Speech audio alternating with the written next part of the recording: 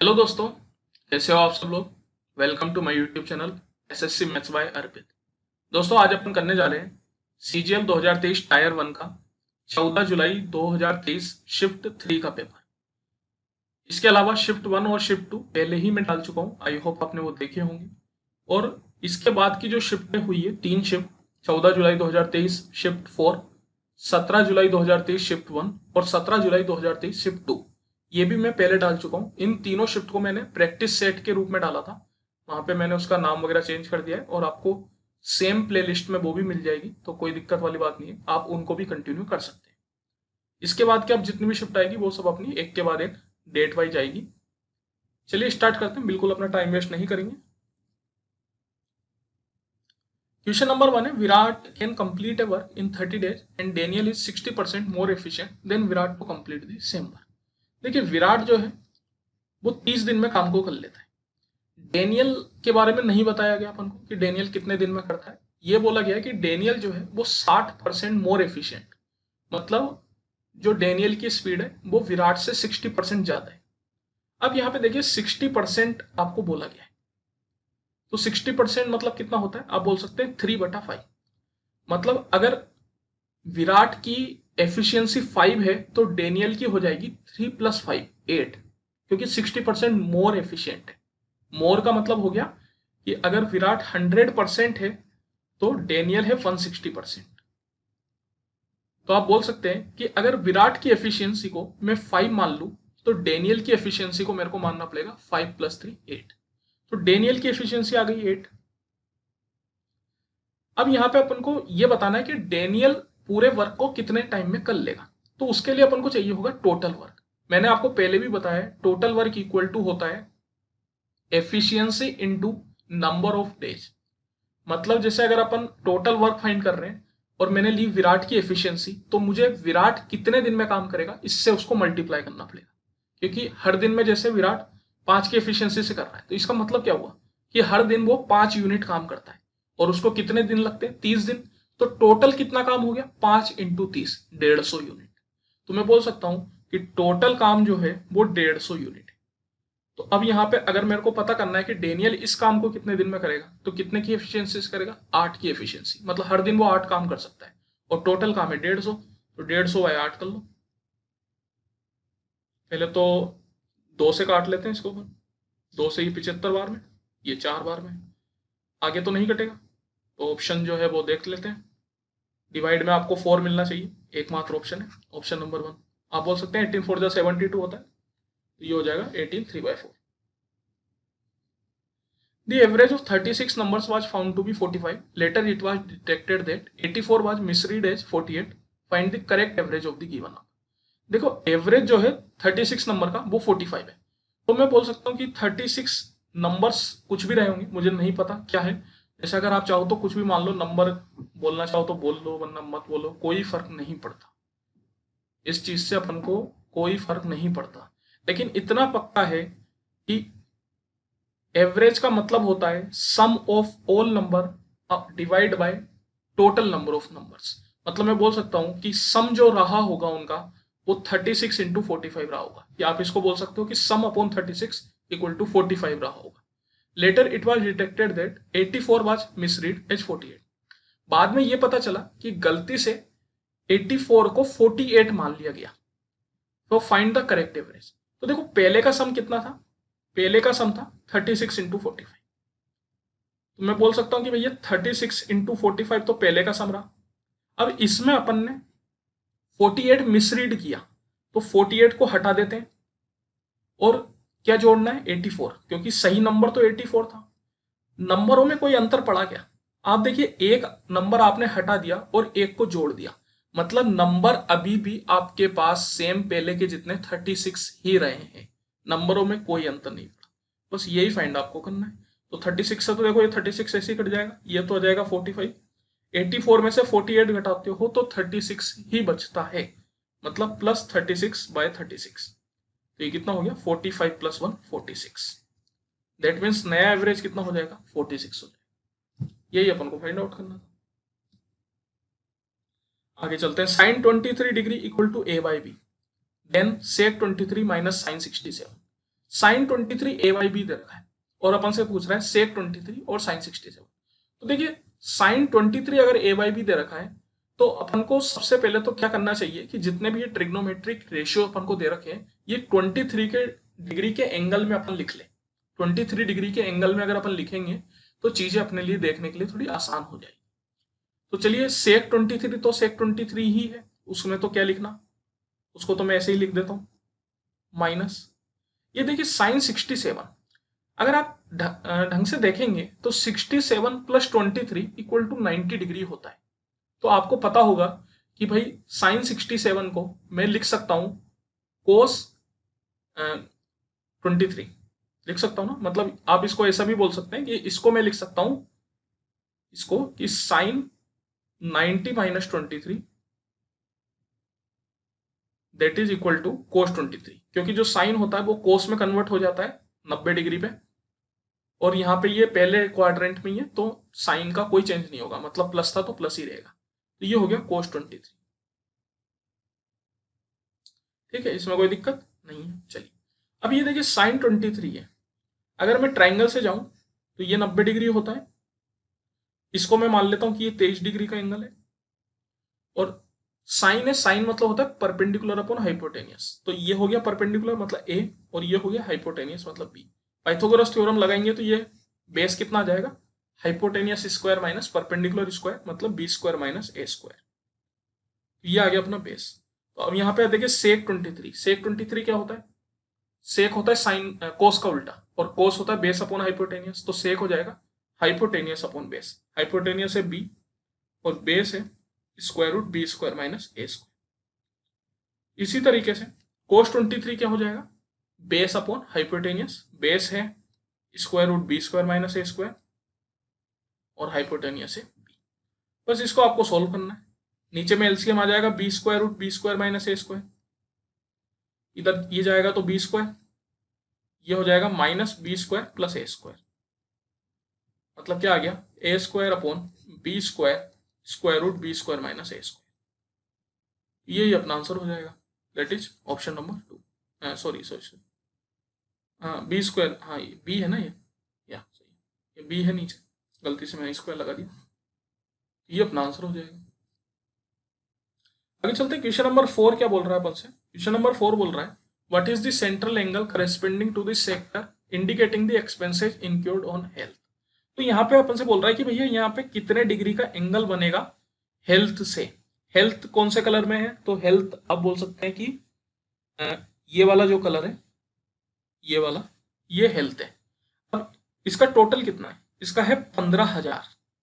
तो अब मैं देखता हूं कि भैया पूरे का कितना है, तो ये 15,000 प्लस 8,000 मतलब 23,000, 23 प्लस 2 25, 25 प्लस 5 30, 30 प्लस 20 50, तो टोटल है 50,000। उसमें से 15,000 है अपना हेल्थ का और इसी का अपन को एंगल निकालना है। तो यहाँ पे तो क्या करते हैं, देखो सबसे पहले तो जिसका भी एंगल निकाल रहे हैं उसको डिवाइड कर देंगे टोटल से। अब एंगल पूरा सर्कल कितने डिग्री का होता है 360 डिग्री का, तो एंगल अगर निकालना है तो इसको मल्टीप्लाई कर दो 360 से। अगर यहाँ पे अपन को इसकी परसेंटेज निकालनी होती तो फिर अपन 100 से मल्टीप्लाई कर देते, क्योंकि अपन 100% लेके चलते हैं, और यहाँ पे अपन को इसका एंगल निकालना है तो 360 डिग्री से कर देंगे बस, और कुछ इसमें अंतर नहीं है, बाकी सब कुछ सेम है।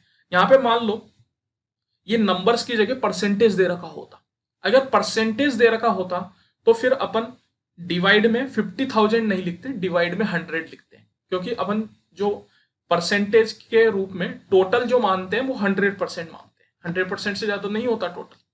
यहाँ पे टोटल जो है वो लिखेंगे हमेशा नीचे की साइड, यहाँ टोटल 50,000 था इसलिए 50,000 लिखा। अगर ये परसेंटेज के रूप में होता तो फिर अपन टोटल 100 लिखते। अगर ये डिग्री में अपन को दे रखा होता और इसको कन्वर्ट करवाता वो परसेंटेज में, तो फिर अपन नीचे 360 डिग्री लिखते। ठीक है, चलिए ये 3 जीरो 3 जीरो आपका गया, ये गया 1 जीरो, 5 से 3 बार में, 36 का 3 बार में मतलब 108, तो कितना बनेगा 108 डिग्री, दैट इज ऑप्शन 4। बस इतना ही करना होता है। ध्यान रखिए कि नीचे हमेशा टोटल आता है और मल्टीप्लाई में वो आएगा जिसमें आपको चेंज करना है, जैसे अगर डिग्री में करना है तो 360, परसेंटेज में करना है तो 100। In an election between three candidates, Arjun, Bhaskar and Saral contested for a post. Arjun got 50% votes more than Saral and Saral got 2% votes less than Bhaskar. The difference between the votes of Bhaskar and Saral is 1296. What is the half of the difference between the votes of Arjun and Bhaskar? देखिए, तीन प्रत्याशियों के बीच में एक चुनाव हुआ है, अर्जुन, भास्कर और सरल, इन तीनों ने चुनाव लड़ा। अब ठीक है, अपन को पता चल गया तीन लोगों के बीच में चुनाव है, इससे कोई मतलब नहीं है। मतलब आगे अपन को देखना है कि भैया इंफॉर्मेशन क्या क्या दे रखी है। आगे बोला है कि अर्जुन को सरल से 50% अधिक वोट मिले, तो अर्जुन को सरल से 50% ज्यादा मिले और सरल को भास्कर से 2% कम वोट मिले। ये अपने लिए काम की चीज है। तो सबसे पहले यहां पे देखो, यहाँ पे मेन बात हो किससे रही है, मतलब पहले वाले में अर्जुन को सरल से मिले, मतलब सरल के साथ कंपेरिजन करा जा रहा है। फिर बाद में सरल को भास्कर से, बाद में भी सरल के साथ कंपेरिजन किया जा रहा है। तो दोनों में अगर सरल के साथ कंपेरिजन किया जा रहा है तो सरल को अपन पहले कुछ मान लेते हैं। जैसे कि सरल को मैं मान लेता हूं 100। सरल को मैंने मान लिया कि भैया सरल को 100 वोट मिले, तो अर्जुन को 50% अधिक मिले। मतलब अर्जुन को अगर 50% अधिक मिलेंगे तो 100 का 50% कितना होता है, 50। तो अर्जुन को टोटल कितने मिलेंगे, 150 वोट। और सरल को भास्कर से 2% कम वोट मिले। सरल को 2% कम मिले, मतलब ये जो सरल को मिले हैं ये 98% की वैल्यू है, आप कह सकते हो एक तरीके से। और अपन को निकालना है 100% की वैल्यू, तो ये कितना हो जाएगा, 100/98 इंटू 100। थोड़ा नंबर तो गड़बड़ाएगा लेकिन आप कुछ कर नहीं सकते, कोई बात नहीं। इसको सबसे पहले 2 से अपन कर लेते हैं, 49 टाइम्स और ये 50 टाइम्स, तो ये 5000/49 हो जाएगा। तो अब यहां पे अपन रेशियो ले लेते हैं इनका। रेशियो लेने से अपने चीजें थोड़ी छोटी हो जाएगी। ये तो कट जाएगा आपका सबसे पहले, इसके अलावा 5 से आप काट सकते हैं 3 टाइम्स, 2 टाइम्स और 100 टाइम्स। ये 49 को आप मल्टीप्लाई कर दीजिए, तो 49 का 3 टाइम्स हो जाता है 120 + 27 मतलब 147। 49 का 2 टाइम्स 98 और यहाँ पे आ जाएगा 100। तो मैं बोल सकता हूं कि कुछ इस तरीके से इनको वोट मिले हैं, ठीक है। तो अब यहाँ पे अपन को क्या बोल रहा है कि भास्कर और सरल के बीच का अंतर 1296 है। तो भास्कर कितने हैं, 100, सरल कितने हैं, 98। इन दोनों के बीच का अंतर है 1296। मतलब मैं बोल सकता हूं कि 2 की वैल्यू मेरे को 1296 दे रखी है। और अपन को निकालना क्या है, अपन को निकालना है what is the half of the difference between the votes of Arjun and Bhaskar. Arjun और भास्कर के वोट में जो अंतर है उसका आधा कितना होगा। तो अंतर कितना है, 147 - 100 मतलब कितना हुआ, 47। और इसका भी आधा करना है, तो इसका आधा करोगे तो मतलब कितना हो जाएगा, 47/2। तो अपन को 47/2 की वैल्यू निकालनी है।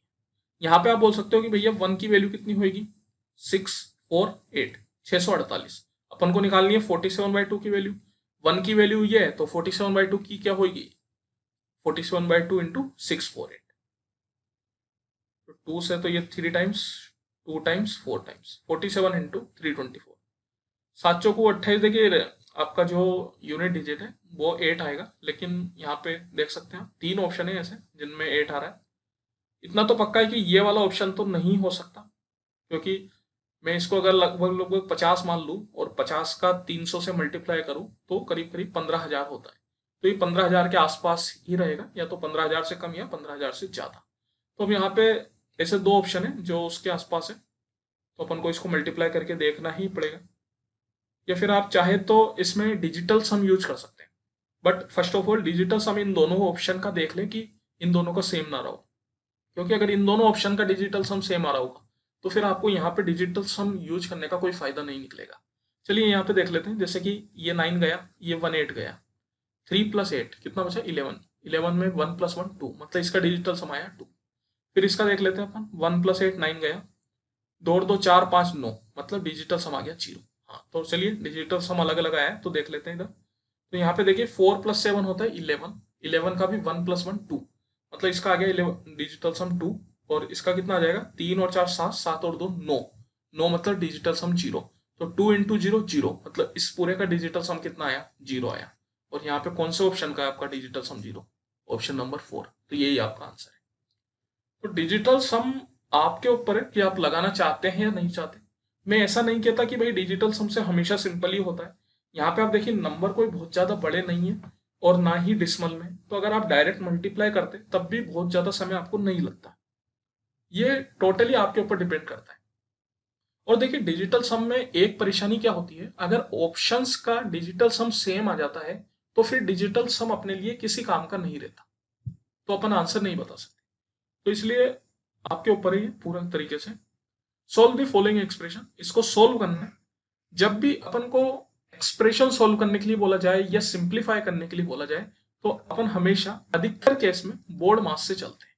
कुछ कुछ क्वेश्चन ऐसे होते हैं जो बोर्ड मास के ऊपर नहीं होते, उनमें वो बहुत ही आसान क्वेश्चन कभी कभार पूछ लेता है। जैसे कि एक क्वेश्चन आया था ए माइनस बी का होल स्क्वायर प्लस ए प्लस बी का होल स्क्वायर, तो उसमें कोई आपका बोर्ड मास वगैरह का यूज नहीं था, तो वहां तो आप डायरेक्ट कर सकते थे। लेकिन इस तरीके के क्वेश्चन अगर आएंगे जो प्लस डिवाइड मल्टीप्लाई माइनस इन सब के कॉम्बिनेशन से बन के हैं, तो फिर उसमें बोर्ड मास लगेगा।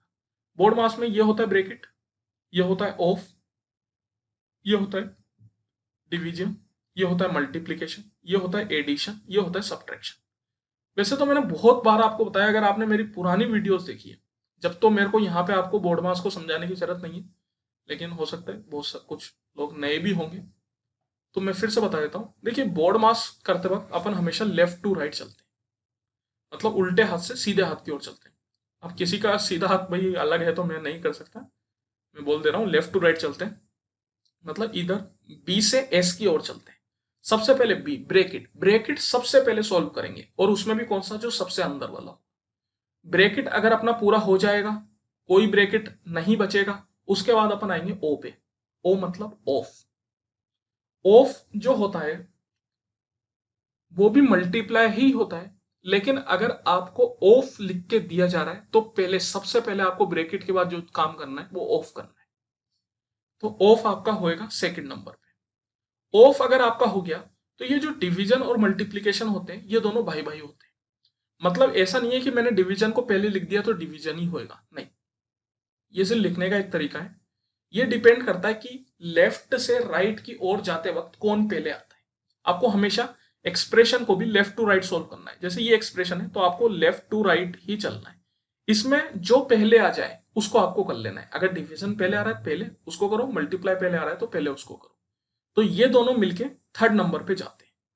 इसी तरीके से एडिशन और सब्ट्रैक्शन भी आप कह सकते हैं भाई भाई होते हैं, भाई या बहन जो भी बोलना चाहो होते हैं। इनमें भी लेफ्ट टू राइट चलने पे जो पहले आएगा उसको करेंगे, लेकिन ये है कि ये हमेशा चौथे नंबर पे जाते हैं, मतलब सबसे आखिरी में, जब डिवीजन मल्टीप्लीकेशन ब्रैकेट ऑफ सब खत्म हो जाए उसके बाद आपको इसको करना है। चलिए अब सबसे पहले जैसे कि मैंने बोला ब्रैकेट, तो ये ब्रैकेट अपन को सोल्व करना है। ब्रैकेट सोल्व करने का मतलब है कि आप इस पूरे को एक एक्सप्रेशन की तरह लेके चल सकते हैं कि ये आपका अलग एक्सप्रेशन है और इसकी वैल्यू निकालनी है आपको, इस तरीके से मान के चल सकते हैं।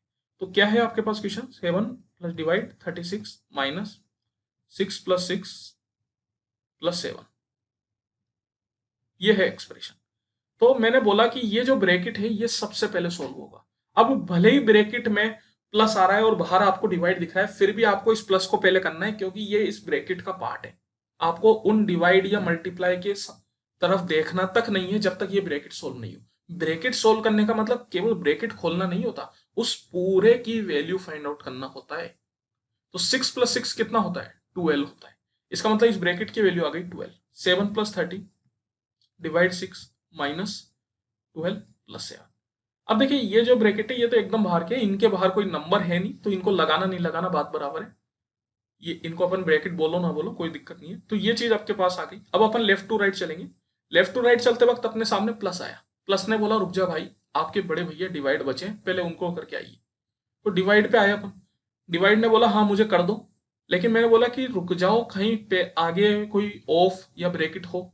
डिवाइड ने बोला नहीं है कर दो, चलो ठीक है इसने बोला तो कर देते हैं। 30 डिवाइडेड बाई 6 क्या होता है, 5 होता है। तो इस पूरे की जगह 5 आ जाएगा। बाकी कुछ नहीं छेड़ना आपको, कुछ भी नहीं छेड़ना। बाकी अगर आगे कोई साइन लग रहा है नहीं छेड़ना, पीछे कोई साइन लग रहा है नहीं छेड़ना, केवल इतना करके छोड़ देना है। इसके आगे जो भी साइन है यहाँ पे चिपका दो। 7 प्लस प्लस साइन है, इसके पीछे जो साइन है यहाँ चिपका दो, -12 प्लस 7। अब लेफ्ट टू राइट चलते हैं, 7 + 5 12, -12 + 7, फिर लेफ्ट टू राइट चले, 12 से 12 गया, 0 + 7 7, तो इसकी आंसर आ जाएगा 7, ऑप्शन 4, ये इसका आंसर। हाँ मैं जानता हूँ बहुत टाइम लगा दिया मैंने, इतना आसान क्वेश्चन में इतना टाइम नहीं लगाना चाहिए, लेकिन कभी कभार क्या करें यार, कुछ कुछ चीजें बताने में समय लग ही जाता है। चलिए कोई बात नहीं, समय की कोई दिक्कत नहीं है, अभी अपन भले ही समय लग जाए कोई बात नहीं है, एग्जाम में समय नहीं लगना चाहिए, और एग्जाम में समय तब नहीं लगेगा जब अभी अपन समय लगाएंगे, मतलब जितनी ज्यादा प्रैक्टिस करेंगे। In an office a typing work can be finished by Monika in 6 hours, Anita in 8 hours and Manju in 5 hours if they work alone. लेकिन मोनिका जो है 6 घंटे में कर लेती है, अनीता जो है वो 8 घंटे में कर लेती है, और मंजू जो है वो 5 घंटे में कर लेती है। How much time will they take if they work together. देखिए हमेशा इस तरीके के क्वेश्चन आते हैं तो अपन क्या करते हैं, इनका एलसीएम निकालते हैं। एलसीएम क्यों निकालते हैं? दो चीजों के लिए, एक तो टोटल वर्क फाइंड आउट करने के लिए, दूसरा इनकी एफिशिएंसी पता करने के लिए। इन दोनों चीजों के लिए एलसीएम निकालते हैं। तो 6, 8 और 5 का एलसीएम अगर निकालोगे कितना आ जाएगा? 6 और 8 का तो हो गया 24, 24 और 5 का 120, तो 120 एलसीएम आ जाएगा। 6 से हो गया ये 20 बार में, मतलब एफिशिएंसी निकालना है तो क्या करूंगा, total work upon number of days, 120/6 20, 120/8 मतलब 15, 120/5 मतलब 24, तो ये आ जाएगा इनकी एफिशिएंसी 20, 15 और 24। अब देखिए बोल रहा है कि भैया साथ में मिलकर करेंगे तो कितना टाइम लगेगा, तो मैं बोल सकता हूँ टोटल वर्क 120 है, और साथ में मिलकर करेंगे तो इनकी जो एफिशिएंसी है वो जुड़ जाएगी आपस में। तो 20 + 15 + 24, 20 + 24 हो गया 44, 44 + 15 कितना हो गया 59, तो नीचे में आ जाएगा आपके पास 59, 120/59। तो यहाँ पे आप बोल सकते हो कि भैया 59 का 2 टाइम्स होता है अपने पास 1118, तो ये हो गया 2/59, दैट इज ऑप्शन 2, यही अपना आंसर हो जाएगा। Which of the following statements is incorrect. तो यहाँ पे आप देख सकते हैं स्टेटमेंट्स आपको कुछ दे रखे हैं और आपको गलत वाला स्टेटमेंट चुनना है। इनकरेक्ट का मतलब क्या है? जो गलत है। देखिए एक बात का हमेशा ध्यान रखें इस तरीके के क्वेश्चंस को करने से पहले कि यहाँ पर पढ़ ले आपसे पूछ क्या रहा है, इनकरेक्ट पूछ रहा है या करेक्ट पूछ रहा है। तो इस बात का ध्यान रखें, कभी कभार अपन आवेश में आके जल्दबाजी में गलत कर देते हैं, अपन से पूछा इनकरेक्ट होता है और अपन करेक्ट वाला लगा जाते हैं, फिर उसका कोई मतलब रहता नहीं है। तो पहला ऑप्शन है आपके पास, इफ ए कोड is extended outside the circle on both ends then it is called secant. तो देखिए एक सर्किल मैंने बनाया, इसमें मैंने कोड बनाई, अब इस कोड को दोनों साइड से मैं बाहर कर दे रहा हूं, मतलब आगे इसको एक्सटेंड कर दे रहा हूं, तो क्या ये सीकेंट है क्या? तो भाई एकदम सही बात है, इसको अपन सीकेंट बोल सकते हैं, ये सीकेंट है। इसका मतलब ये ऑप्शन सही है, और अपन को सही वाला ऑप्शन नहीं लगाना, अपन को इनकरेक्ट गलत वाला ऑप्शन लगाना है। Tangent is perpendicular to the radius of the circle at point of contact. Tangent जो होती है वो परपेंडिकुलर होती है रेडियस से पॉइंट ऑफ कॉन्टेक्ट पे। तो जैसे मैंने यहाँ पे एक बनाया सर्किल टेंजेंट, ये सेंटर है, सेंटर से मैंने इस पे रेडियस बनाया। तो देखिए ये तो बात अपन बचपन से पढ़ते आए हैं कि रेडियस और टेंजेंट पॉइंट ऑफ कॉन्टेक्ट पे 90 डिग्री का एंगल बनाती है। 90 डिग्री एंगल बनाने का मतलब क्या होता है? परपेंडिकुलर। तो ये भी एकदम सही है, तो ये भी अपना आंसर नहीं हो सकता। थर्ड क्या है? A line which intersect two distinct point of a circle is called tangent. एक लाइन जो सर्किल पे दो पॉइंट पे कट करती है उसको टेंजेंट बोलते हैं। तो ये एकदम सरासर गलत है। अभी अभी देख लीजिए, मैंने आपके सामने टेंजेंट बनाई जिसको सिर्फ एक पॉइंट पे ही टच कराया। तो टेंजेंट की परिभाषा ही यही है कि वो केवल सर्किल को एक ही पॉइंट पे टच कर सकती है, और वो भी बाहर की साइड से, वो कभी उसके अंदर नहीं आ सकती। तो ये एकदम गलत है, तो ये गलत है, तो यही अपना आंसर है, क्योंकि अपन से इनकरेक्ट पूछा है। अगला भी पढ़ लेते हैं। Tangent is a line touching only one point of the circle. तो सही बात है, आप देख सकते हैं केवल एक ही पॉइंट पे टच कर रही है, ये सही है। ये सही है, तो ये अपना आंसर नहीं है, क्योंकि अपन को इनकरेक्ट लगाना है। As efficiency is twice that of beach A can work only for 8 hours a day while B can work for 12 hours a day. If A can finish a work in 12 days, in how many days can B finish the work?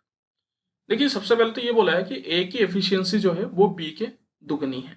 मतलब आप बोल सकते हो ए = 2B।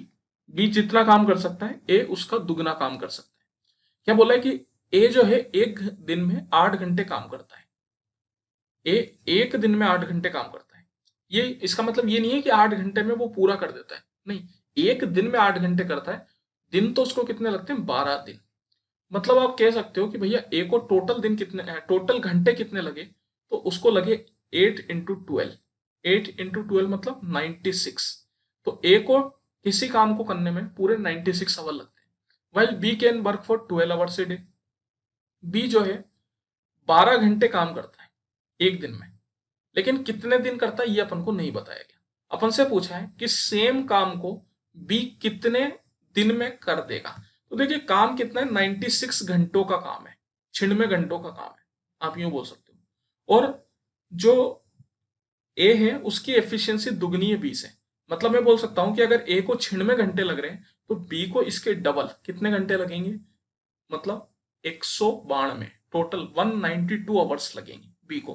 क्यों लगेंगे, क्योंकि ए की जो एफिशिएंसी दुगनी है, मतलब बी की जो एफिशिएंसी वो ए से आधा है। अगर एफिशिएंसी आधा है तो नंबर ऑफ आवर्स ज्यादा हो जाएंगे, मतलब डबल हो जाएंगे। तो मैं बोल सकता हूँ कि भैया अगर मेरे को डेज फाइंड आउट करना है तो 12 इंटू डी इक्वल टू 192 कर देता हूँ, तो डी इक्वल टू आ जाएगा, यहाँ पे 12 से इसको काटोगे तो कितना हो जाएगा, 12 का तो एक बार में,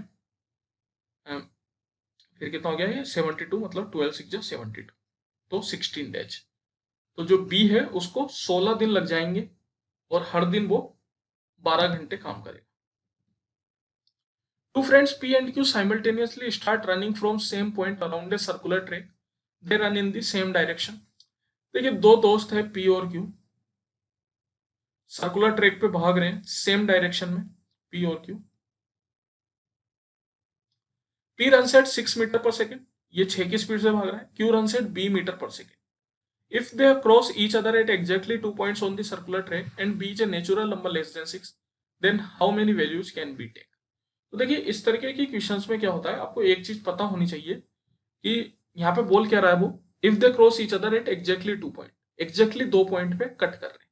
तो यहाँ पे अपन क्या करते हैं, इनकी स्पीड का रेशियो देखते हैं, S1:S2, और सिंपलेस्ट फॉर्म में जितने डिफरेंस होता है स्पीड के रेशियो में उतने ही नंबर ऑफ टाइम्स वो आपस में कट करते हैं।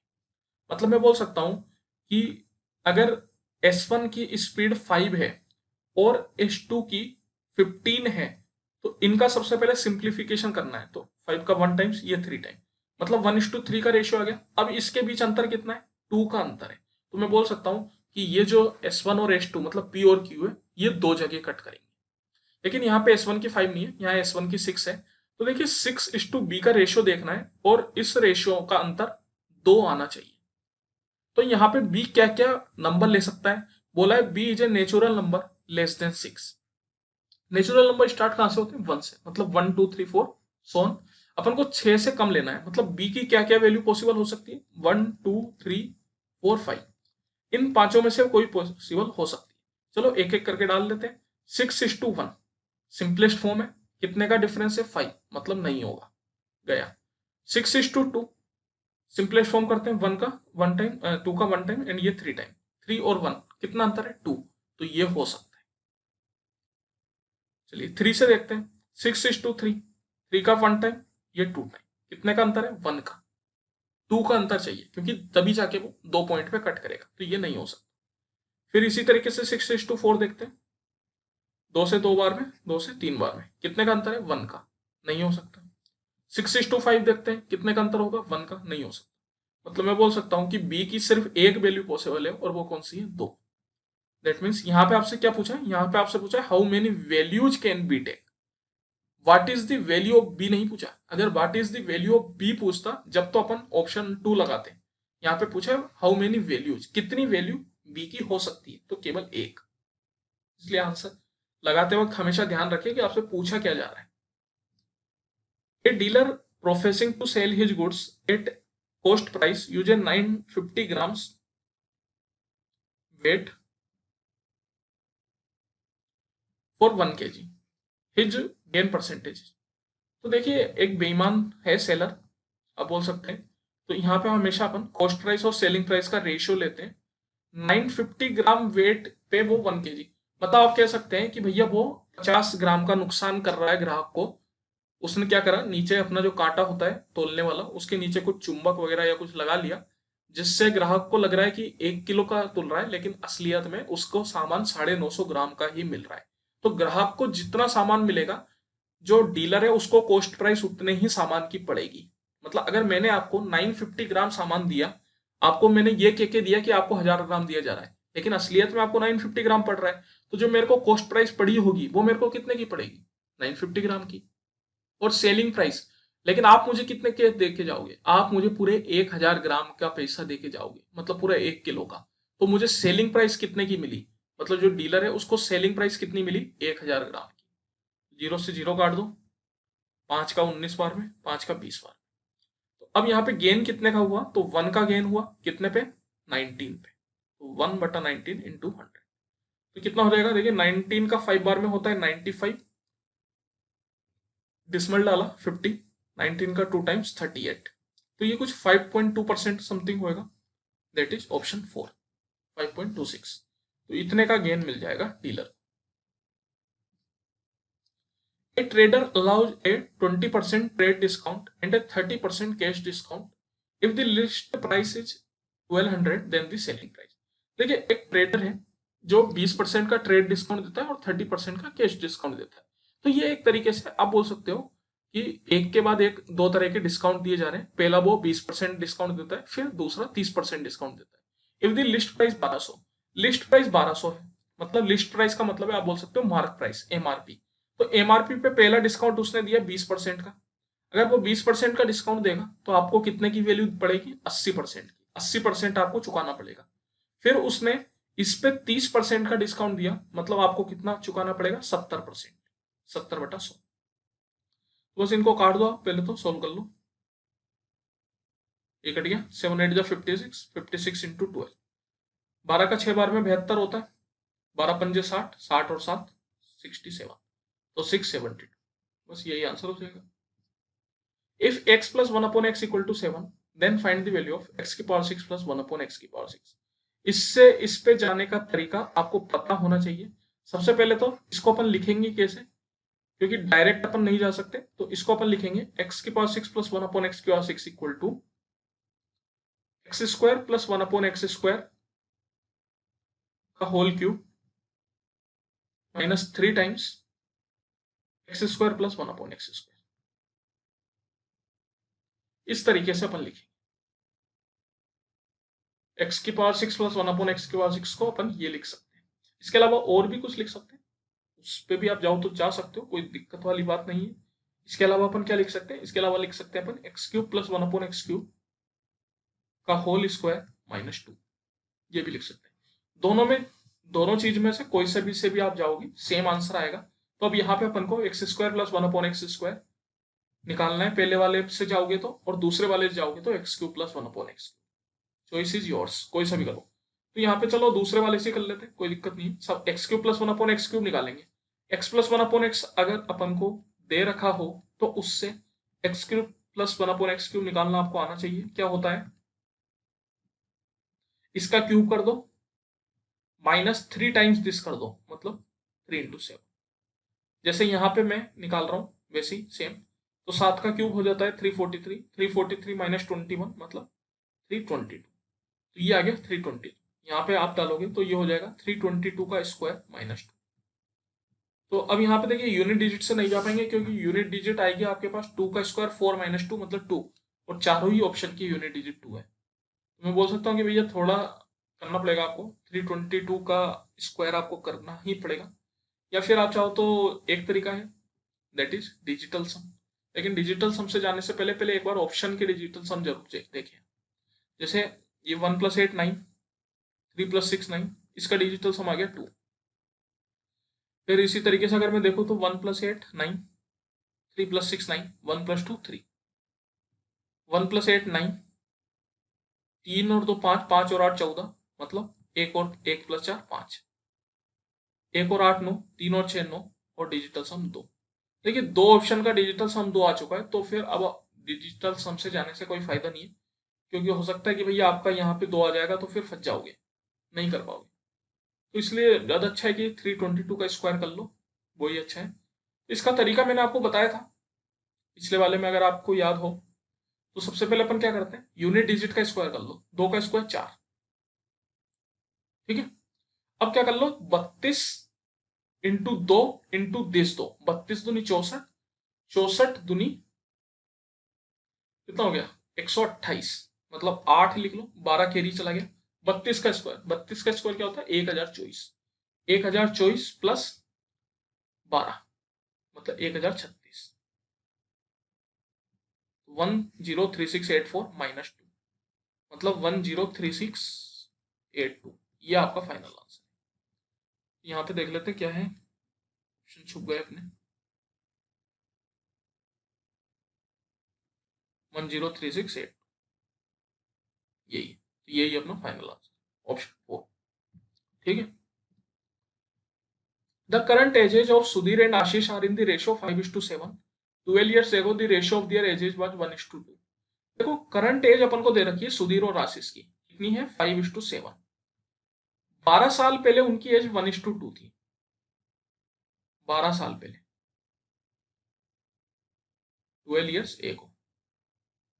तो इस तरीके के क्वेश्चंस पे अपन करते क्या है, इनमें अगर आप एक्स वाई मान के करोगे तो बहुत समय लगेगा, उतना समय नहीं लगाएंगे अपन। इनमें सबसे पहले करते क्या है, अपन डिफरेंस चेक करते हैं।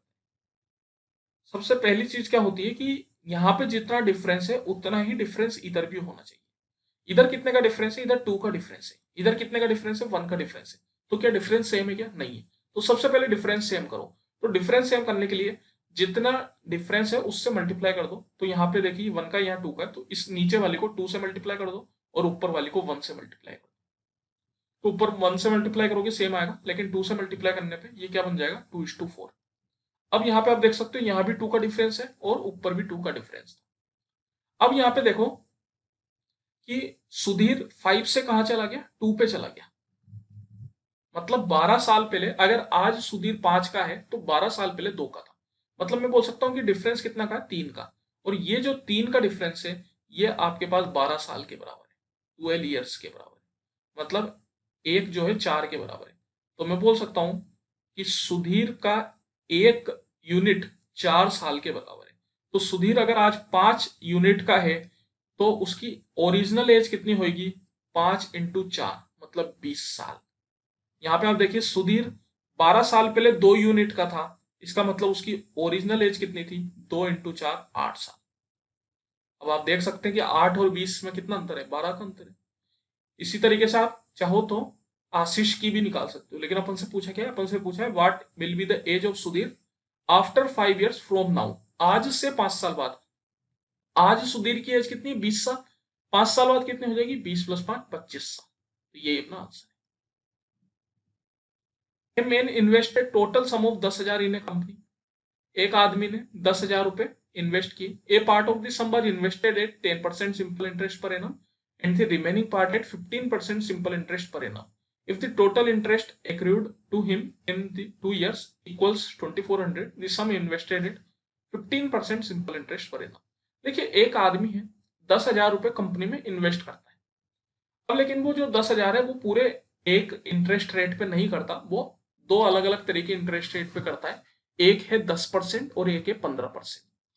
जब 2 साल के बाद जो उसको टोटल इंटरेस्ट मिलता है वो 2400 रुपए मिलता है। तो अपन को ये बताना है कि भैया उसने 15% सिंपल इंटरेस्ट पे कितना पैसा जमा किया होगा।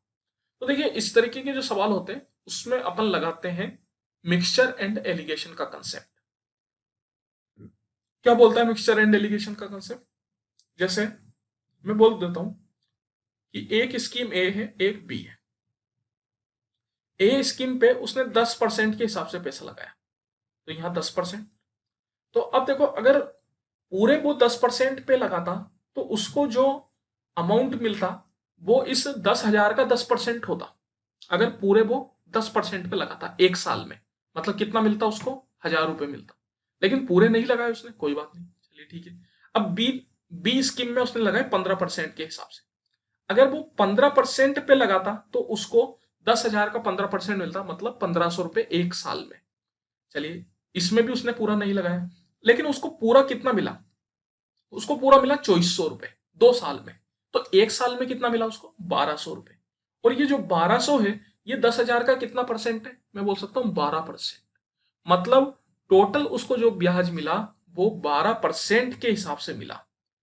आप यहां पे क्या करो, इसमें से इसको घटाओ और इसमें से इसको घटाओ, तो देखो 12 - 10 2, 15 - 12 3, मतलब 3:2 के रेशियो में उसने पैसा लगाया है। तो मैं बोल सकता हूं कि 3 + 2 5 की वैल्यू टोटल कितनी है, 10,000। अपन से पूछ क्या रहा है कि 15% पे कितना पैसा लगाया, तो 15% की वैल्यू कितनी थी, 2, मतलब 2 की वैल्यू फाइंड आउट करनी है। तो 5 से कट जाएगा, ये कितना हो जाएगा, 2,000। मतलब मैं बोल सकता हूँ कि 1 की वैल्यू 2,000, तो 2 की वैल्यू कितनी, 4,000। मतलब 15% वाले उसमें उसने 4,000 रुपए लगाए और 10% वाले में कितने लगाए, 6,000 रुपए। A B is the diameter of circle with centre O, P B a point on it, if angle AOP 95 degree then angle OB. देखिए ए बी जो है डायमीटर है सर्किल का with centre O, P B P B a point on it, P एक point है मान लेते हैं यहाँ पे है। क्या बोल रहा है, एंगल ए ओ पी 95 में, ए ओ पी ये वाला एंगल जो है 95 डिग्री के बराबर है। Then angle O B P, O B P कौन सा एंगल, ये वाला एंगल, ये वाला एंगल वो पूछ रहा है। तो देखिए यहाँ पे ये आसान क्वेश्चन है, कोई बहुत ज्यादा मुश्किल क्वेश्चन है नहीं, आप इसको आसानी से कर सकते हो, कोई दिक्कत वाली बात नहीं है। यहाँ पे एक चीज आपको मालूम होनी चाहिए, ये वाली ओपी, एओ और ओबी ये तीनों रेडियस है और रेडियस सर्किल में हमेशा इक्वल होती है, तो मैं बोल सकता हूँ कि ये तीनों साइड इक्वल है। अब देखिए ओ ए से तो अपन को कोई मतलब नहीं है, यहाँ पे आप देखिए अगर मैं ट्राइंगल ओ बी पी में देखूं तो मेरे को क्या दिखेगा कि ओ बी और ओ पी इक्वल है, और ट्राइंगल की अगर दो साइड इक्वल होती है इसका मतलब वो ट्राइंगल आइसोसेलेस होता है, और आइसोसेलेस ट्राइंगल में दो एंगल भी इक्वल होते हैं। मतलब मैं बोल सकता हूँ कि ये वाला एंगल और ये वाला एंगल आपस में इक्वल होंगे। अगर ये दोनों एंगल इक्वल होंगे, देखिए ये वाला एंगल 95 डिग्री है, तो इसके ये वाला एंगल कितना हो जाएगा, आप जानते हैं कि पूरा जो स्ट्रेट लाइन होती है वो 180 डिग्री की होती है, तो उसमें से अगर मैं 95 डिग्री हटा दूं तो मेरे को मिल जाएगा 95 डिग्री की,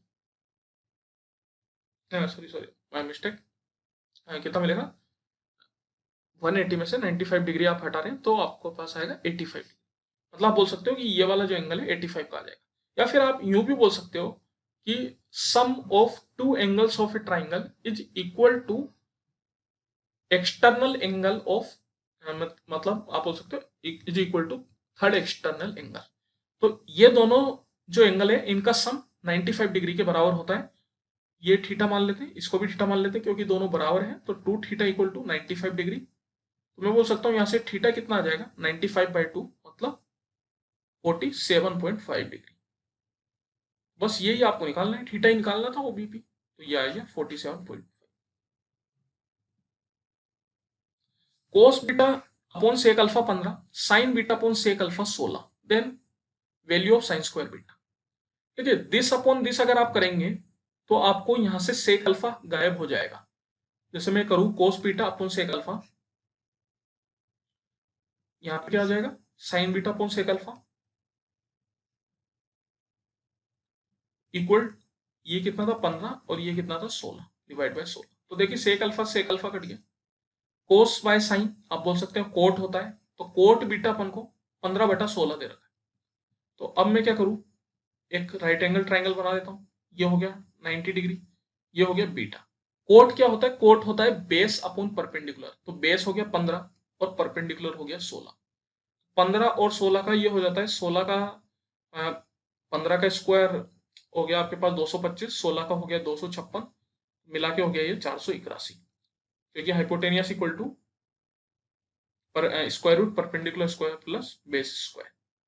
तो अब यहाँ पे आपको साइन निकालना है, तो साइन बीटा क्या हो जाएगा, साइन होता है आपके पास परपेंडिकुलर अपॉन हाइपोटेनियस, परपेंडिकुलर है 16, हाइपोटेनियस है square root 481।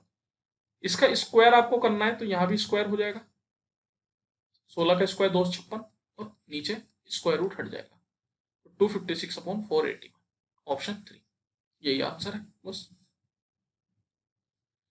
What is the value of this, इसकी वैल्यू फाइंड आउट करनी है, sin 30 plus cos 30 plus tan 30। देखिए ये सब नॉन एंगल से आपको डायरेक्ट मालूम होनी चाहिए। sin 30 होता है हाफ cos 30 होता है √3/2 और tan 30 होता है 1/√3। बस ये वैल्यू आपको फाइंड आउट करनी है, कर लो आराम से, कोई दिक्कत है। 2√3 एलसीएम आ जाएगा, ये आ गया √3 plus √3 into √3 that is 3 plus 2, तो 5 प्लस √3/2√3, ये आंसर आ गया। बहुत आसान से सवाल है, डायरेक्ट मालूम होने चाहिए। ट्रिग्नोमेट्री काफी सवाल आए हैं, यहाँ पे आप देख सकते हैं। Sec square theta plus tan square theta 25/18, then find the value of this. ये फिर से एक बहुत ही आसान सवाल है। यहाँ पे सबसे पहले तो अपन एक फॉर्मूला यूज कर सकते हैं, a² - b² equal to a - b into a plus B. ये एक फॉर्मूला होता है, इसका इस्तेमाल करेंगे। अगर इसका इस्तेमाल मैं यहाँ पे करता हूं तो क्या आ गया, सेक की पावर 4 थीटा माइनस टेन की power 4 theta equal to sec square theta minus tan square theta into sec square theta plus tan square theta. वही सेम फॉर्मूला मैंने ऊपर वाला इस्तेमाल लिया है। अगर यहाँ पे 2 की जगह 4 होता तो यहाँ 1 की जगह 2 हो जाता, बस इतना अंतर पड़ता। अगर यहाँ 4 की जगह 8 होता तो यहाँ 2 की जगह 4 हो जाता। हमेशा आधी हो जाती है पावर, जब ये फॉर्मूला अपन इस्तेमाल करते हैं तो पावर आधी हो जाती है, ठीक है। लेकिन एक बात का ध्यान रखें, पावर आधी होती है only for the number on 2 के स्क्वायर वाले नंबर में, नहीं मतलब, हाँ नहीं ऐसा नहीं है केवल 2 के स्क्वायर वाले नंबर नहीं, किसी भी नंबर में आप कह सकते हैं होती है पावर आधी होती है बस। क्योंकि जैसे यहाँ पे अगर a की पावर 6 माइनस b की पावर 6 होता तो उसको भी आप a³ minus b³ into a³ plus b³ लिख सकते हैं, कोई दिक्कत नहीं है। तो यहाँ पे आप देखिए sec square theta minus tan square theta, ये अपन को डायरेक्ट याद होना चाहिए, ये एक आइडेंटिटी होती है दैट इज 1, और इसकी वैल्यू अपन को पहले ही दे रखी है 25/18। तो मैं बोल सकता हूँ इस पूरे की वैल्यू कितनी आ गई, 25/18। बस मतलब इसमें कुछ करना ही नहीं था आपको, एक तरीके से जो आपको दे रखा था एकदम सेम वो ही उठा के डाल देना था, कुछ नहीं करना था। The volume of a cone is this, if the height of the cone is this then find the diameter of its base. देखिए वॉल्यूम जो है कोन का वो अपन को गिवन है, कितना है 73920, और वॉल्यूम का फॉर्मूला क्या होता है कोन का, 1/3πr²h, 1/3 22/7 into R square into H. Height अपन को दे रखी है कोन की तो उसको अपन डाल देते हैं 160 इक्वल टू 73920, ये अपन को गिवन है। देखिए जो कट सकता है काट दो, सबसे पहले तो वही अच्छा होता है, जीरो से जैसे जीरो में काट सकता हूँ। यहाँ पे और तो कुछ मेरे को दिख नहीं रहा, 11 से काट के देखता हूँ मैं, 11 का 2 टाइम्स 11 का ये कितने टाइम चल जाएगा, 6 टाइम्स 66, 79 मतलब 7 टाइम्स, 22 मतलब 2 टाइम्स। फिर अब ये 2 से चला जाएगा आपके पास 3 3 6, 16 से भी ये चला जाएगा, 16 का 2 टाइम 32 और 1 टाइम, तो आर स्क्वायर आ गया आपके पास 27 इंटू 7 इंटू 3 इज आल्सो 27, मतलब आर यहां से आ जाएगा 21। रेडियस अपने पास आ गई, अपन से पूछ क्या रहा था, अपन से डायमीटर ऑफ इट्स बेस पूछ रहा था। बेस का रेडियस आ गया तो डायमीटर क्या होता है 2r, 2 टाइम्स रेडियस मतलब 42 हो जाएगा, 21 इंटू 2 42, बस यही अपन से पूछ रहा है। A and B have some toffees, A and B के पास कुछ टॉफियां हैं। If A gives one toffee to B then they have equal number of toffee. देखिए ए के पास मान लेते हैं ए नंबर ऑफ टॉफी है और बी के पास मान लेते हैं बी नंबर ऑफ टॉफी, ये मान लेते हैं। A gives one toffee to B then they have equal number of toffee. अगर ए अपनी एक टॉफी बी को दे देता है तो दोनों के पास टॉफियां इक्वल हो जाएगी। अगर ए अपनी एक टॉफी देता है तो ए के पास टॉफी कितनी रह जाएगी, a-1, क्योंकि उसने एक टॉफी दे दी। और अगर ए ने अपनी टॉफी बी को दी है तो बी के पास एक टॉफी बढ़ जाएगी, तो बी के पास कितनी टॉफी हो जाएगी, b+1। और बोल रहा है कि ऐसा करने पे दोनों के पास बराबर टॉफियां हो जाएगी, तो पहली इक्वेशन बन गई। आगे क्या बोला, if b gives one toffee to a then the toffees with a are double with b। अगर b अपनी एक टॉफी a को दे देता है, मतलब मान लेते हैं b के पास कितनी b, अगर वो अपनी एक टॉफी b a को दे देता है तो उसके पास कितनी टॉफी रह जाएगी b-1, then the toffees with a are double with b। मतलब a के पास जितनी टॉफियां अब होगी वो b के डबल हो जाएगी। b के डबल होने का मतलब है मैं कह सकता हूं कि b के पास अब कितनी टॉफी हो जाएगी, टॉफियां उसके पास हो जाएगी a+1, क्योंकि b ने एक टॉफी उसको दी, और ये इक्वल टू होगा 2 टाइम्स b-1। क्योंकि बी के डबल होने का मतलब यही है भैया कि बी के पास जितनी टॉफी है उसकी दुगनी हो गई ए के पास। तो ये दो इक्वेशन, दो वेरिएबल है, आप इनको इजीली सॉल्व करके आंसर फाइंड आउट कर सकते हैं। तो यहाँ पे आपसे पूछा क्या है, टोटल नंबर ऑफ टॉफीज पूछा है। अगर टोटल नंबर ऑफ टॉफीज पूछा है तो बता दीजिए, कोई दिक्कत नहीं है। जैसे यहाँ पे मैं करना चाहूँ तो इसको मैं लिख सकता हूँ ए इक्वल टू, ये 2b-2 और -1 उधर जाएगा तो 2b-3।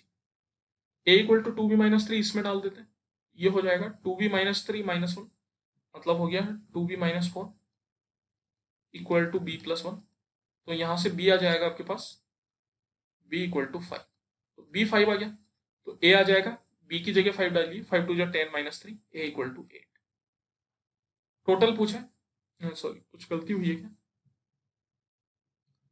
+5 13 होना चाहिए ना, नहीं कुछ गड़बड़ है, मतलब 2b-2 सही है, 2b-3, 2b-4 सही है, b+1, 1 उधर गया तो 5, मतलब इधर आया, सही है, बी के पास 5 ही होना चाहिए।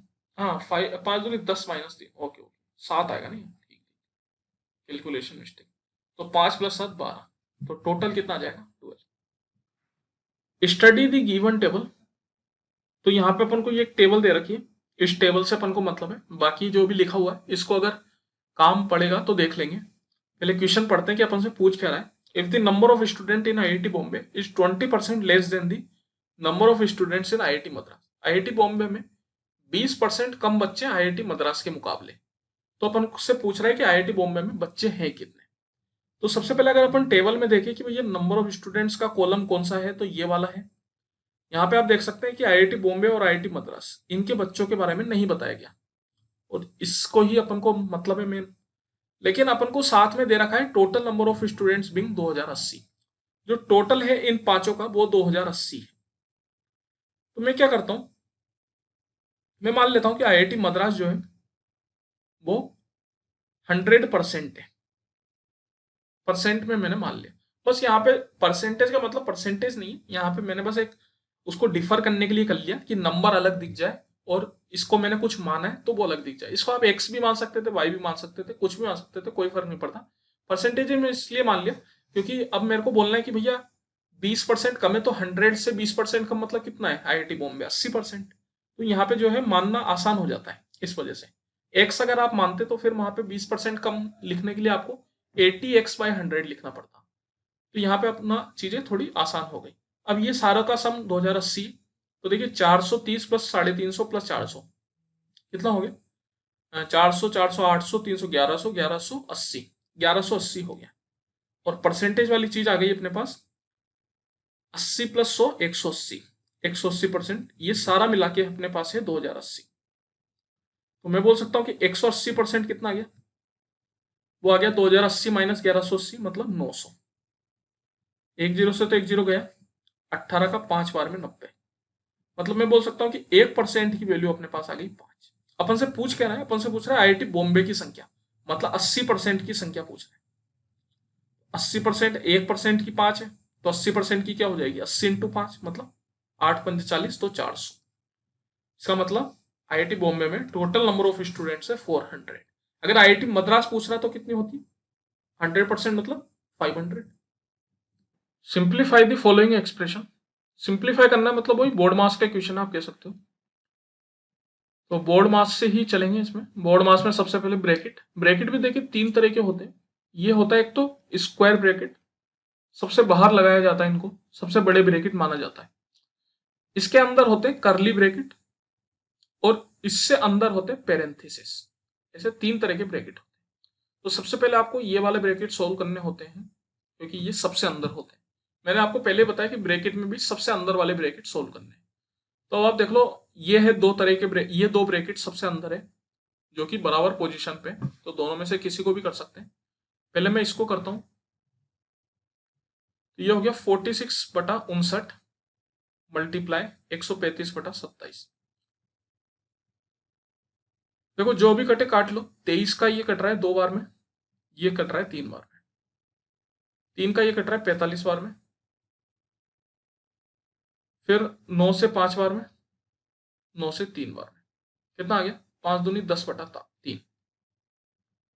अब इसी तरीके से इसको कर लेते हैं, 86/129 इंटू 91/14। तो क्या कटेगा, सबसे पहले 2 से काट लेते हैं, 43, 2 से 7 बार। 43 का देखो ये 3 टाइम्स होता है, और 7 का ये 13 टाइम्स होता है, तो ये आ गया 13/3। अब इन दोनों के बीच में माइनस साइन है, तो यहाँ भी ये माइनस साइन हो जाएगा। क्या हो गया, 10/3 माइनस 13/3, मतलब -3/3, मतलब -1। तो ये पूरा जो करली ब्रैकेट है इसकी वैल्यू आ गई -1। इसके बाहर लगा हुआ है ऑफ। तो अब अपना ये अंदर वाला ब्रैकेट खत्म हो चुका है, तो अब अपन ऑफ पे चलेंगे।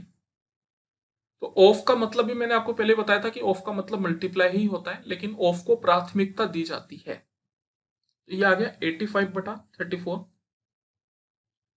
मल्टीप्लाई 1/18 माइनस, इस पूरे की वैल्यू आ गई -1 ऑफ। ऑफ -1 को मल्टीप्लाई कर रहे हैं तो कोई मतलब तो है नहीं, वही सेम चीज आ जाएगी, बस यहाँ साइन माइनस का है तो माइनस आ जाएगा। तो मैं बोल सकता हूँ कि माइनस माइनस ये प्लस हो जाएगा, एक साइन आपके बाहर भी है, तो माइनस माइनस प्लस 112/36। लेकिन मैंने हमेशा आपको एक चीज बताई होगी कि मैथ में रूल्स तो चलते ही हैं, लेकिन आपका खुद का दिमाग भी उतना ही चलता है। जरूरी नहीं है कि आप हमेशा रूल्स से ही चले। अगर आपका दिमाग कह रहा है कि भैया यहाँ पे मैं इसको इस तरीके से कल कर सकता हूं, तो कर लो यार, कोई दिक्कत नहीं। रूल्स हमेशा लाइफ में लेने अच्छी बात होते हैं, मतलब मानना अच्छी बात होता है, लेकिन कभी कभार रूल्स आपको परेशान भी करते हैं, तो बिना मतलब का परेशान नहीं होना। देखिए 7 का ये 5 बार में होता है, और 7 का ये 2 बार में होता है, 17×2 = 34। तो ये हो गया 5 + 112/36, मतलब 119/36। फिर ये कटेगा मेरे हिसाब से, कैसे कटेगा ये, जिससे भी कटेगा काट लो। 9 और 1 10 11 आ रहा है ना,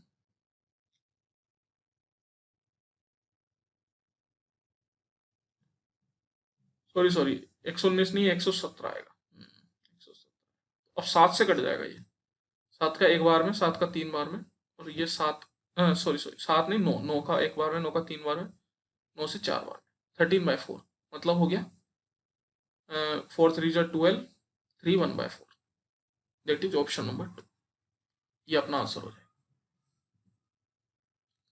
An inlet pipe can fill an empty tank in 140 hours, while an outlet pipe drains a completely filled tank in 63 hours. मान लेते हैं कि ए पाइप है इनलेट का, वो 140 घंटे में भरता है, और एक बी पाइप है आउटलेट का, वो 63 घंटे में खाली कर देते हैं। तो जो खाली कर रहा है उसके नीचे ऐसे माइनस साइन लगा देते हैं, ताकि अपन को पता चल सके कि कौन सा खाली कर रहा है, कौन सा भर रहा है। चलिए, if 8 inlet pipes and Y outlet pipes are opened simultaneously when the tank is empty, then the tank gets completely filled in 105 hours. Find the value of Y. देखो इन दोनों का अपन को एलसीएम ले लेते हैं, ताकि अपन को टोटल कैपेसिटी पता चल सके। 140 और 63 का एलसीएम लेना है, वैसे डायरेक्ट तो आएगा नहीं। 140 होता है अपने पास 7×20, 63 होता है 7×9, तो इनका एलसीएम आ जाएगा 7×9×20, मतलब हो गया 7×9 = 63, 63 × 2 126, तो 1260। तो ये देखिए 140 का ये कितनी बार में 9 टाइम्स है, और 63 का ये कितने टाइम्स है 20 टाइम्स। तो ये इनकी एफिशिएंसी हो गई कि, सॉरी सॉरी कुछ गलती हो रही है, हाँ सही है, नहीं सही है। ए की एफिशिएंसी 9 है और बी की एफिशिएंसी 20 है, बट विथ माइनस, मतलब माइनस में, मतलब क्योंकि बी खाली करता है तो वो उसके खाली करने की एफिशिएंसी, भरने की नहीं है, ए की भरने की एफिशिएंसी। इस बात का आपको ध्यान रखना। क्या बोल रहा है कि 8 इनलेट पाइप और वाई आउटलेट पाइप को साइमल्टेनियसली ओपन किया गया जब टैंक एम्प्टी था, तो बताओ कि टैंक कंप्लीटली फिल्ड 105 घंटे में होने के लिए वाई की वैल्यू क्या होनी चाहिए। देखिए 105 घंटे में भरने के लिए अपन को यह देखना है कि एफिशिएंसी कितनी चाहिए टैंक को भरने की। देखिए पूरा टैंक है 1260 का, और 105 घंटे में भरना है, तो सबसे पहले एफिशिएंसी निकाल लेते हैं, मतलब 1260 को 105 से डिवाइड कर देते हैं। 105 का एक बार में 210, मतलब 2 बार में, तो ये आ गया 12, मतलब 12 की एफिशिएंसी चाहिए 105 घंटे में भरने की। अब अपने पास एफिशिएंसी कितनी है? इनलेट पाइप की एफिशिएंसी है 9 एक की, और 8 इनलेट पाइप लगाए तो टोटल एफिशिएंसी कितनी हो जाएगी? 9 इंटू 8। साथ ही वाई आउटलेट पाइप लगाए और एक आउटलेट पाइप की एफिशिएंसी 20 की, बट इन माइनस, तो वाई की कितनी हो जाएगी? 20y, but with minus sign, क्योंकि ये खाली करता है, इक्वल टू आना चाहिए 12। तो आपको यहाँ पे y की वैल्यू फाइंड आउट करनी है, कर लो, कोई दिक्कत नहीं है। 9 इंटू 8 होता है 72, 72 माइनस 12 मतलब 60, तो y आ गया 3। 60 बाई 20 करोगे 3 आ जाएगा। इसका मतलब y की वैल्यू कितनी आनी चाहिए? 3 आनी चाहिए। बस यही अपन को फाइंड आउट करना है। Jahangir had to cover a distance of 90 km in an hour. During the first 25 minutes, he traveled at a speed of 15.2 meter per second. How many meter did Jahangir cover per second during the remaining period to reach his destination just on time? चलिए ठीक है, जहांगीर को 90 kilometre cover करने 1 घंटे में। During the first 25 minutes he travelled at a speed 15.2 meter per second. तो देखिए यहाँ पे अपन देख लेते हैं कि 25 मिनट में वो कितना चला। तो डिस्टेंस निकालने के लिए क्या करते हैं? Time into speed. तो 25 minute into 15.2 meter per second. अब यहाँ पे यूनिट का ध्यान रखिए, यूनिट सेम होनी चाहिए। तो सबसे पहले ये मिनट है तो इसको सेकंड में चेंज कर लेता हूं, क्योंकि अपन ने जो स्पीड ली है वो सेकंड में ली है। मिनट में को सेकंड में चेंज करने के लिए मल्टीप्लाई बाय 60 करते, तो 25 इंटू 60 इंटू 15.2, इतना आ गया मीटर। सेकंड से सेकंड कट जाएगा, कितना हो जाएगा ये? 25 इंटू 60 मतलब 150, है ना। चलिए इस तरीके से करें या नहीं, थोड़ा अलग कर लेते हैं, क्योंकि वरना मल्टीप्लाई करना अपने लिए थोड़ा भारी पड़ जाएगा। ये 60 इंटू 15.2 है, मतलब 6 इंटू 152, तो ये हो गया 150 का 6 बार में हो जाता है 900, 912, ये आ जाएगा आपके पास 912। तो 25 दूनी 50, 5 ऊपर गया तो ये 30, 3 ऊपर गया, 25 का 9 बार में 225, कितना गया था? 3 गया था, मतलब 228, 228 मतलब 22800 मीटर। तो किलोमीटर में कितना हो गया? 22.8 किलोमीटर। तो जो जहांगीर है उसने पहले 25 मिनट में 22.8 किलोमीटर कवर कर लिए। अब उसको कितने करने? टोटल कवर करने उसको 90 किलोमीटर।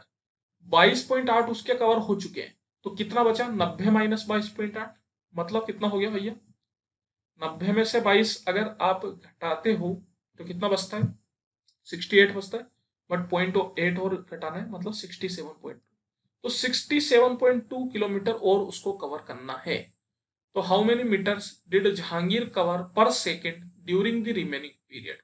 तो पर सेकेंड मतलब उसकी स्पीड क्या होनी चाहिए? मीटर पर सेकेंड में अपन को स्पीड बतानी है। कितना टाइम और उसके पास बचा है? 1 घंटे में करना था 90 किलोमीटर, 25 मिनट वो चल चुका है, मतलब अब उसके पास 35 मिनट और बचे हैं। तो इसको आप डिवाइड कर दो 35 मिनट से, लेकिन ध्यान रखना है मीटर पर सेकेंड में चेंज करना है। तो किलोमीटर को मीटर में चेंज करने के लिए 1000 से मल्टीप्लाई करूंगा, और मिनट को सेकंड में चेंज करने के लिए 60 से मल्टीप्लाई करूंगा। ये आंसर आ जाएगा आपका। इसको सोल्व करना है, कर लेते हैं सोल्व।